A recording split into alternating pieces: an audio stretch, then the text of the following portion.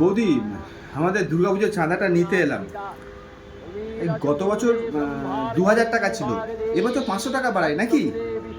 দেখো ভাই, আমরা সব দিক থেকে তোমাদের সাফল্য কামনা করি, কিন্তু এবারে পুজো চাঁদাটা আমরা দিতে পারছি না। কেন বৌদি? আমাদের অসহ্য চলছে। অসহ্য? কে মারা গেল আপনাদের? একই পাড়ায় থাকি, অথচ জানতে পারলাম না তো। আমার এক ছোট বোন মারা গেছে।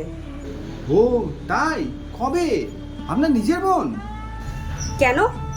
9th আগস্ট রাতে আরজি করে। ও এখন আমাদের সবার বোন, সবার দিদি, সবার মেয়ে। আপনি আর কি করছেন বৌদি? বলুন না, এমন কমে হলে কমিয়ে দেবো, সে কোনো অসুবিধা নেই। না না, আমি সিরিয়াস বলছি। এটা সামাজিক শোক, এটা রাষ্ট্রীয় শোক, ভুলো না কিন্তু। মানছি, কিন্তু এর জন্য দুর্গাপুজোর চাঁদা? আমাদের বাড়িতে কোনোদিন চাঁদা কমানোর প্রয়োজন পড়েছে? না তা না, পড়েনি তো।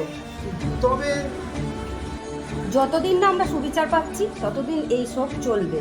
আর পুজোর আগে যদি এর সুবিচার আমরা পেয়ে যাই, তাহলে আমি নিজে কথা দিচ্ছি, প্যান্ডেলে গিয়ে আমি এর দ্বিগুণ টাকা দিয়ে আসবো। দেখুন, আপনারা সব লেখাপড়া শিখেছেন, যা ভালো বোঝেন করেন। আসছি বৌদি। এসো।